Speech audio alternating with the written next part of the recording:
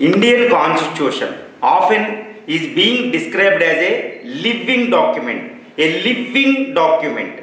Indian Constitution is being described as a living document. Why? Why it is being described as a living document? Living, like a living organism, it has a soul. What kind of soul is there in Indian Constitution? Why? How you can prove it? What kind of, how you can feel this soul in Indian Constitution? Okay, look at this one. Indian Constitution is being described as a living document. What is the living document? The Indian Constitution, which came into effect on January 26, 1950. Since then, it has been successfully implementing. It has been successfully guiding this nation towards what? Towards its rejuvenation. It has lost its glory after the 1500 years of this frontal rule and brutal rule of the foreigners. Like earlier, this medieval Persians, Turks, these Afghans, later this in the form of Delhi Sultanate, later Mughals came from the Afghanistan and Central Asia. And then the more oppressive British rule, oppressive, repressive and more brutal British rule. Okay, after this 1500 years, 1.5 millenniums of the foreigner rulers, India has lost its glory. But India didn't lost its cultural roots. It didn't lose its social roots. Okay, it started its re-journey on August 15, 1947.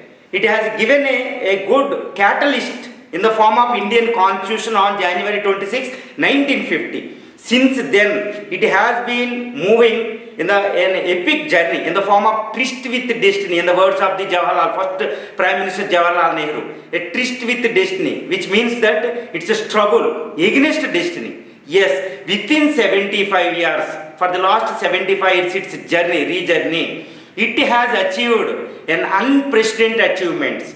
So, in what context? On the earth's surface, no civilization survived after around 100 years of the foreign rulers. After around 1500 years foreign rule, India still survived, sprouted, restarted its journey. Okay, now it is going to become a superpower again, going to be rejuvenated itself. Under what? Under the living voice, living document of Indian Constitution. Now Indian Constitution is guiding its re-journey. It's guiding and paved the way for the rejuvenation of its one of the greatest civilization on the earth. So now comes to the point, what is the living? What is the soul in Indian Constitution?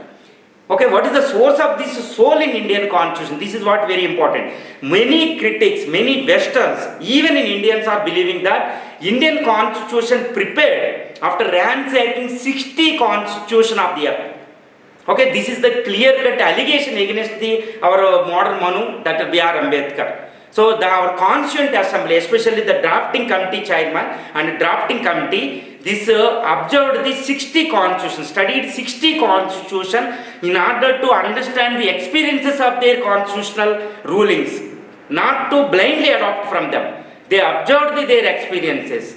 If they adopted, they modified in a way to suit the Indian socio-economic and its longest cultural situation, not adopted it. That is why it is not ransacking as alleged by this Western constitutionalist.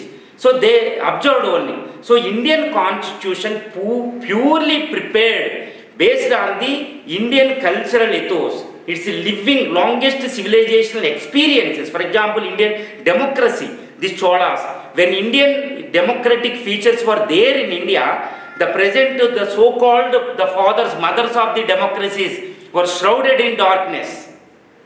Okay, how they can give impart this democracy to India? So India is India. Actually, India's cultural, these democratic traditions were there in Indian Indus Valley civilization era. So later they were transmitted to the Ganga Valley civilization, Chola, South India. So we have the democratic traditions, we have the secular traditions, we have the republican traditions, we have the cultural features. These are all there in Indian Constitution. And the most important soul force in Indian Constitution, that is what livingness in Indian Constitution, came from since 1957 revolt. Okay, look at 1857.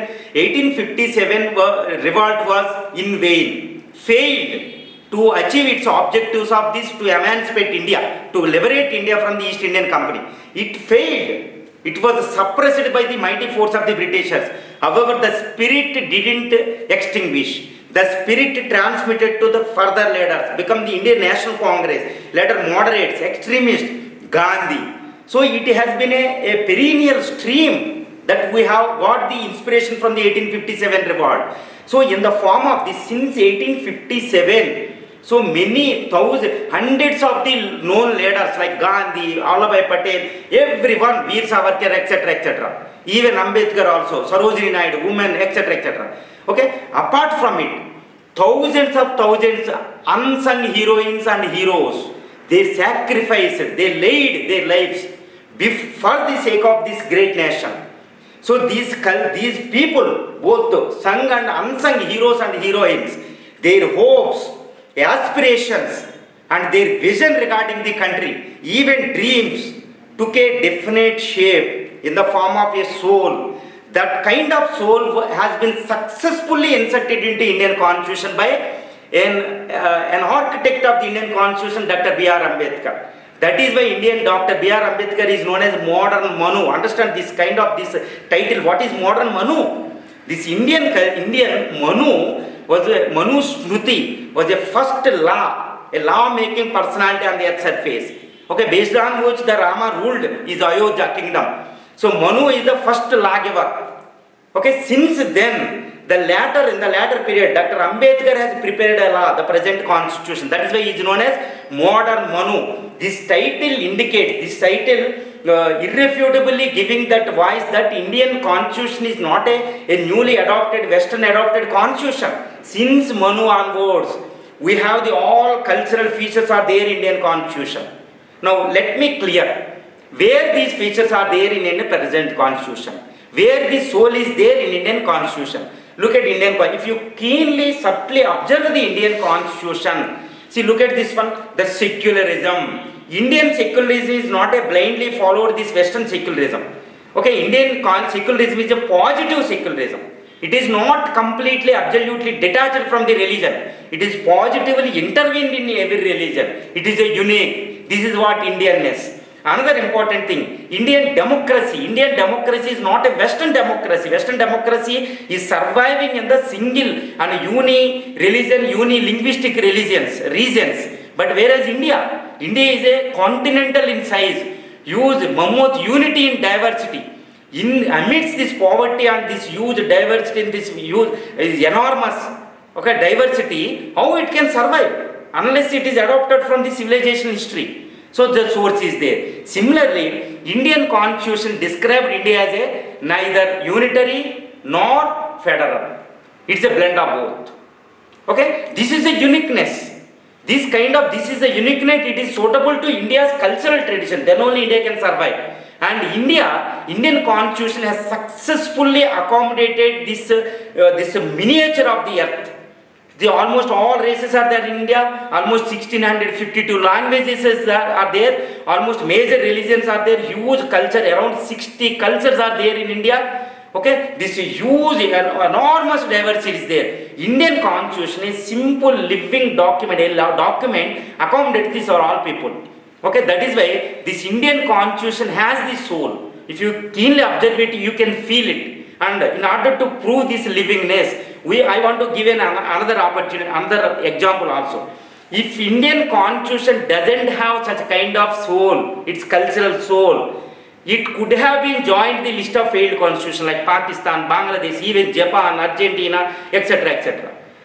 But instead of, it has been successfully, it is becoming a driving force for this nation. Now the Indian Constitution is prepared in 1950s. Still, it is nobody can question this relevance to the present India's aspirations, new hopes that India is going to become a superpower by 100, that is a 247. Can anybody question this irrelevance of this constitution as an irrelevant? Impossible. This constitution is still relevant, even after centuries also it will be suitable, because it is a continuation of the India civilization started since immemorial. That is why this is Indian Constitution is a living constitution, No doubt at all. This is really a greatness of Dr. B.R. Ambedkar. It is the greatness. This greatness is going to this drafting committee and almost all leaders and Indian Constitution. Okay, carrying the hopes, aspirations, dreams, visions of the both sung and unsung heroes and heroes, thousands of thousands since immemorial period. Include Jhansi Lakshmibai. You can see Jhansi Lakshmibai. You can see Bhagat Singh. You can see Udham Singh. You can see Ambedkar. You can see everybody. You can see in this one. This is what the soul force is there in Indian constitution. That is why it is being described as a living document.